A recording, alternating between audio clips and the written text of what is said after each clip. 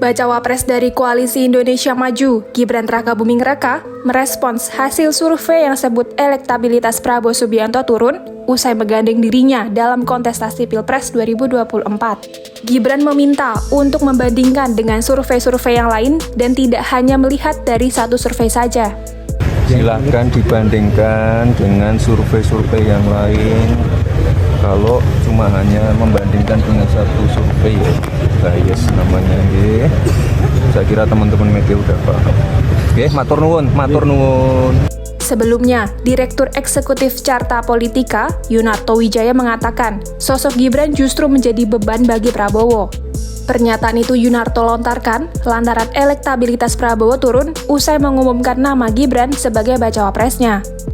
Menurut Yunarto, jika berkaca dari survei Carta Politika periode 13 hingga 17 Oktober 2023, elektabilitas Prabowo unggul dalam skema head-to-head dengan kedua baca pres lainnya, yaitu Ganjar Pranowo dan Anies Baswedan.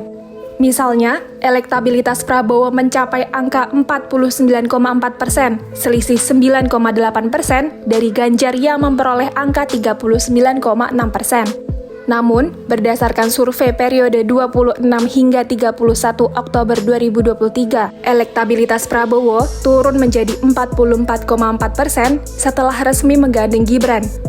Sementara itu, dalam periode yang sama, elektabilitas Ganjar yang sudah mendeklarasikan Mahfud MD sebagai bacawa presnya justru meningkat menjadi 40,8%.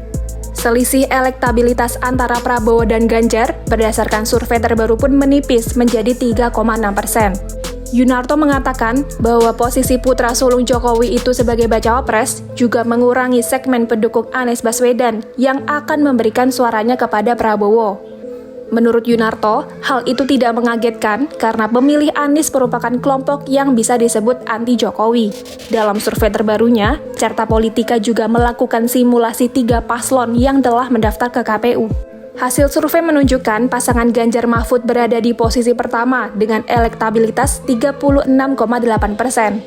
Disusul Prabowo Gibran sebesar 34,7%. Posisi bontot ada pasangan Anies Muhaimin dengan elektabilitas sebesar 24,3%.